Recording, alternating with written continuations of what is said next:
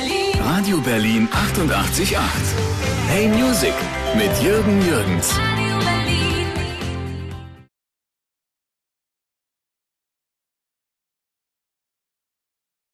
It's really amazing to have you back in Germany, because there has been... It's amazing to be back in Germany. I'm really happy to be back. In the last years, and I have to say, I think it's about 20 years, I ask myself from time to time, what is she doing? Is she still well? And when I read what you have done in the last years, yes, she is, and she's working all over the world, but she hasn't been in Germany. Tell me a little bit. No, well, you know, I never really worked very much in Germany. I recorded quite a lot in German. You know, phonetically, I don't speak any German, I confess. But... yeah, I've been working all over the world, you know, the States and Australia, and in the UK, you know, France. And I do a tour of the UK in October this year, so, yeah. But here I am, doing some promo for a new record called From Now On, which we made in London. So now you know it all. And you've been here in Berlin with this new material for a live thing that Arte made a show out of it in a very special club, normally a club for the gay people. Yes. And you've been there. How was it? It was great. I mean, I had no idea what the venue was. And I walked in and I thought, oh, this is interesting. And then, of course, I saw one or two photographs, rather explicit photographs. I thought, okay, I see. Yes.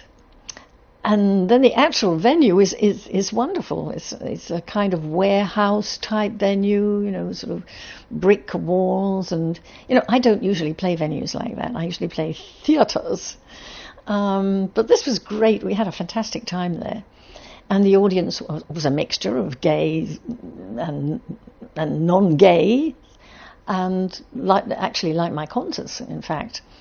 And I brought my band over from England, great band, and my musical director from New York, and we just went out there and did it, and did quite a lot of songs from the new CD, and obviously some old ones too, Downtown, etc. Yes, and I think because of Downtown, you have lots of fans in the gay scene, because they think Downtown's something for them special as well. I didn't realize that. It's something special for a lot of people, particularly, I suppose, in America. You know, New York took the song to its heart when it first came out, and it's still like that. It's just a great song too. I mean, on my last CD, not this new one, but the CD called Lost in You, I did another version of Downtown. We took the tempo way down, and I thought it was kind of beautiful because the lyrics are, you know, the lyrics are quite interesting. So, you know, you can't really destroy this song. Many people have tried, but you can't. There was this 88 version that was very in the disco dance style of those times. And it was fun to listen even to that. Sure.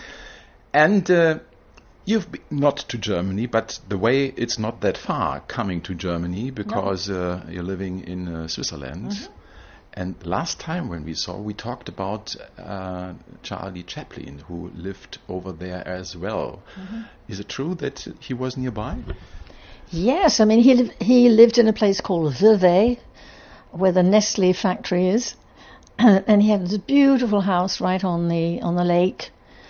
And I went to see him after This Is My Song, C'est Ma Chanson, had become a huge hit, a world hit. And of course he had written it for the Countess from Hong Kong. And I think the movie wasn't really very successful, but the song was huge. So he was delighted, and he invited me over to his house for tea. Very British. Yes, very British.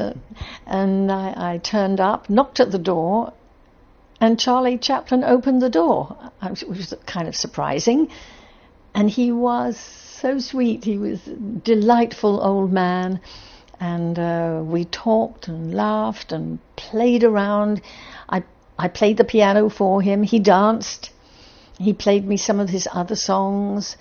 His children came in. His wife came in. And it turned into a kind of party. He was a real delight. And now they've turned his house into a museum. The life of Petula Clark is an amazing life full of music.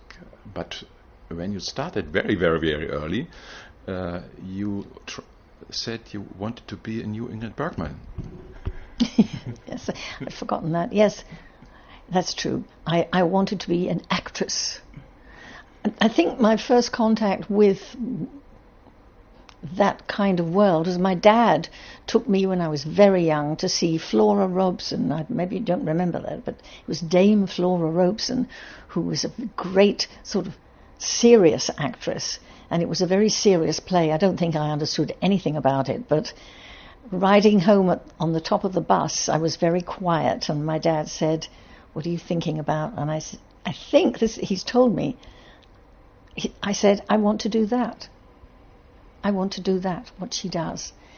And the thing about her, she was not beautiful, but she had this amazing charisma. You know, I mean, I was absolutely mesmerized by this wonderful actress. And yes, Ingrid Bergman was my idol, and I eventually met her, and there was no way I was going to be Ingrid Bergman. But yes, I suppose I wanted to be an actress first. But I was singing all the time anyway.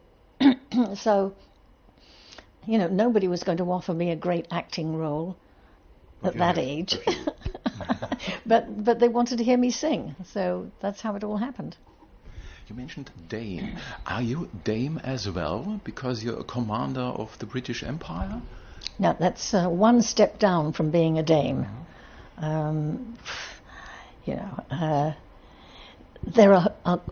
There's a group of people, I think mostly fans, who are campaigning for me to be made a dame. But frankly, you know, I don't really care. It really don't help in life, I think. Well, you know, it's nice to have these things, but you know, that they're not that important to me. The French gave you honors as well, because you're half British and half French, we have to say. Your first love was music. The second was Love and a Man, who helped and who, in a way, was always the second. And so he wanted not to be the husband of you. Is that right? Oh, Joe. Yeah. Oh, yes. Oh, that's a long time ago. Yes. Well, he was a wonderful musician, and he was very sweet and gentle, very softly spoken. I suppose he was my first love, yeah.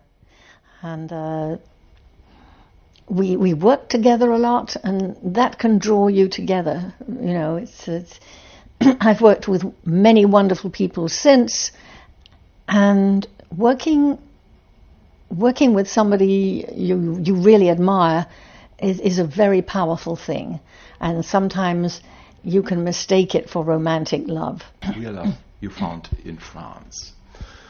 And it was love at first sight. Well, yes, I suppose it was. You know, I had gone over to France. I mean, I couldn't speak a word of French. I had been asked to go to France to sing for one night at the Olympia Theatre. I didn't know anything about the Olympia Theatre.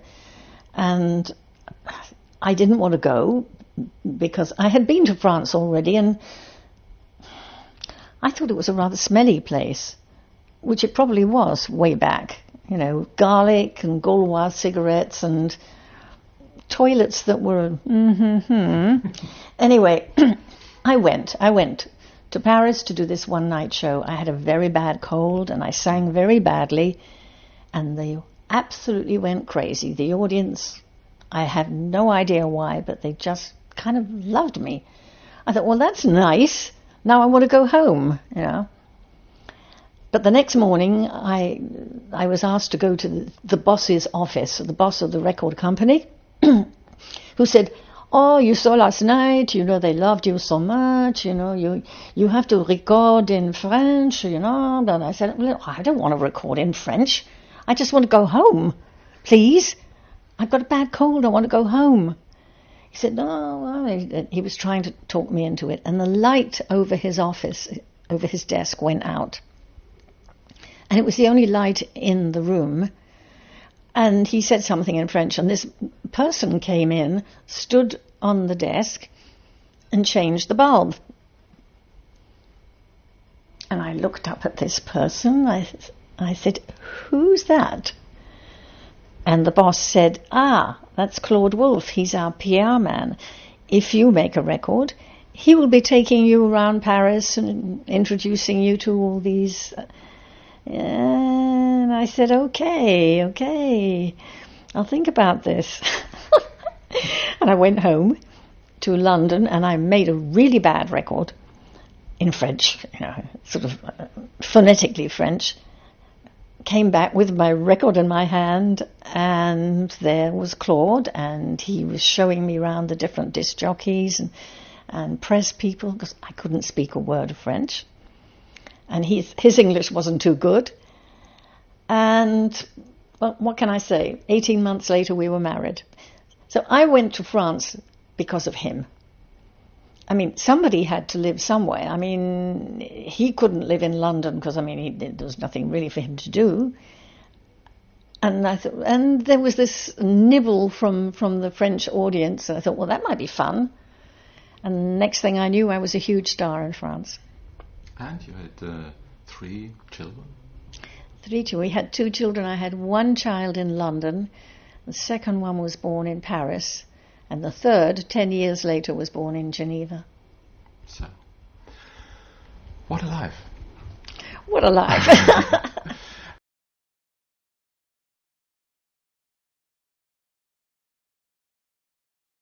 And there was something that was really historical for black people, in a way. You've been the first who has been on TV singing to a black guy, Harry Belafonte, and you have touched him. In front of cameras. When well, you touched him, today about this, it's you smile a little, but this was really hard stuff. I know. But, I was very innocent. I didn't realize what I was stepping into. This was my own show at NBC in LA, and they had asked me who I wanted as my guest, and I said, I'd love to have Harry Belafonte, and he accepted, and I was honored and delighted, and we rehearsed for 3 weeks together and had a fantastic time. We really liked each other. We really got on. And the duet we were going to do together was called Path of Glory, which is an anti-war song, which I co-wrote. And then we came to taping day, and we were very emotional about this song. And I just while we were singing, I reached out and touched his arm. I mean, really, that was it. I touched his arm. And we went on with the song, and we didn't know, but up in the control room, or right next to the control room, was the sponsors room. And he saw it, and he hit the roof. He said, I'm not going to have my star touching a black man's arm, Oh, because we didn't hear any of this. Anyway, the director knew he had to do something about it, so he very quickly got this idea, and he talked down to us on the studio floor and said, oh, Petula and Harry, that was great, but we're going to try something else. Petula, why don't you stand over there, and Harry, you over there, and we're going to do a kind of cross-fade thing, a very artistic. You see, it's going to look wonderful. I thought, that's strange. And I think Harry twigged it right away. Anyway, we did it. We did 2 takes like that. And then all the lights went out. Okay, this was a break. My husband, who was the executive producer, and my lawyer came down to the set, and they took me by the hand and said, come on, come with me. We went down into the basement where all the tapes are there. Everything that's ever recorded, is there. And there was this guy eating a sandwich, looking at this.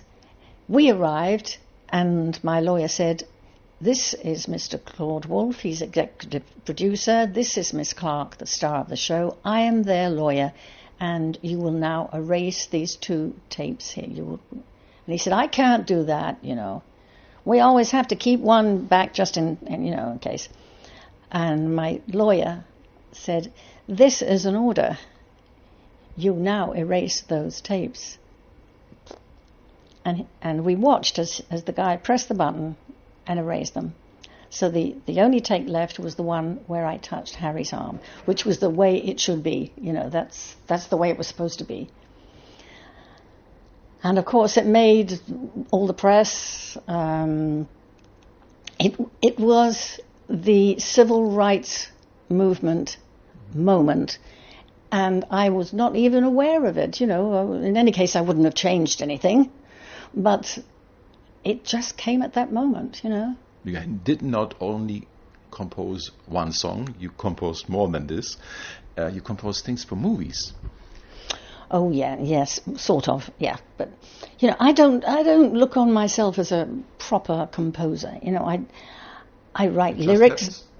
It just happens. Well, it just happens sometimes. You know, I'm a singer. I sing other people's songs, and for a long time I thought of myself that way. And then Tony Hatch, who wrote all those great songs for me, one day we were doing an album. He called me up and he said, "You know what? I can't find any more ideas. Why don't you write something?" I said, "Me?" He said, "Yeah. Listen, you write the music and we'll write the lyric." So I said, "Okay," and I wrote the music for a song called "You're the One," which turned out quite well. And then it was covered by another group called Vogues, and it did well. And I thought, oh, that's quite good. And then and Tony really encouraged me to write, and little by little I've become more fond of writing. And on this new album I've written one song on my own, and the others I've co-wrote, and I really enjoy it, you know. And I play piano quite a bit on this as well.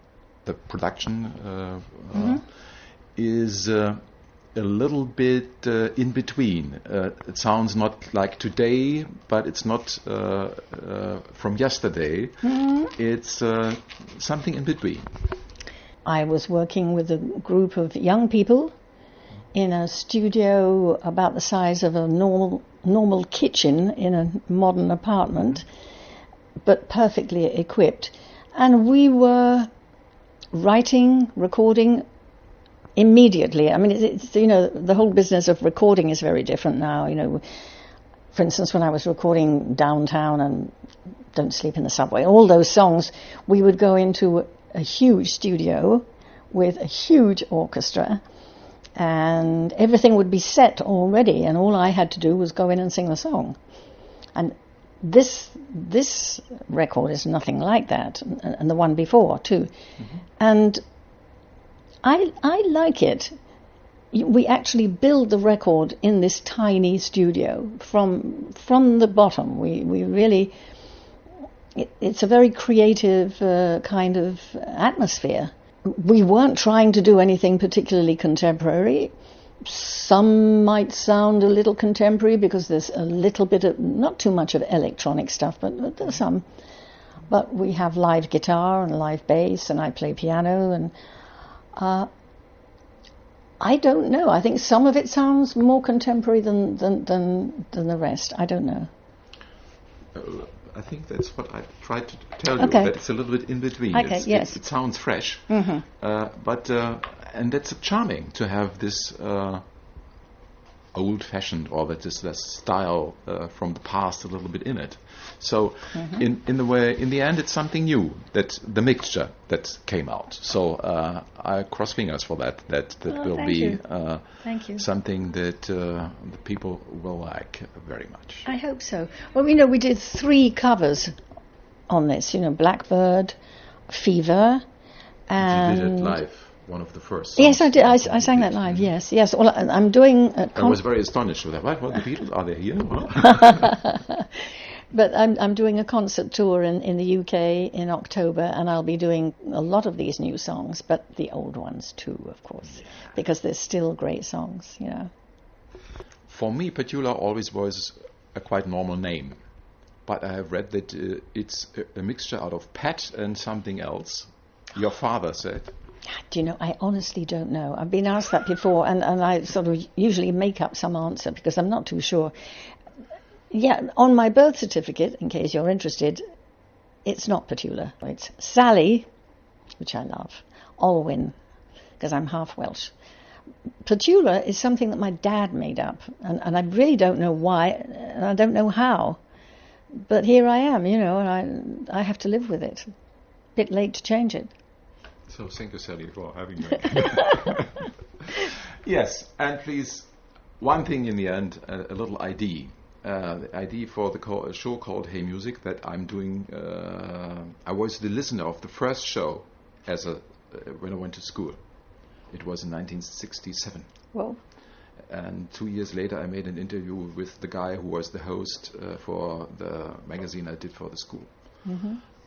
And after this, I was part of the show till today. Congratulations. So it's a funny story. Yes. That happens not very often. That's true. Just a hello for the listeners of Hey Music. That yes. is the name of the show. And you've been part of it a few times with Downtown and a few of the others. Hey, this is Petula Clark, and you're listening to Hey Music. And in case you're watching it, which you might be, I do apologize, I'm not wearing any makeup, but there it is. Here I am, Petula Clark. Thank you very much.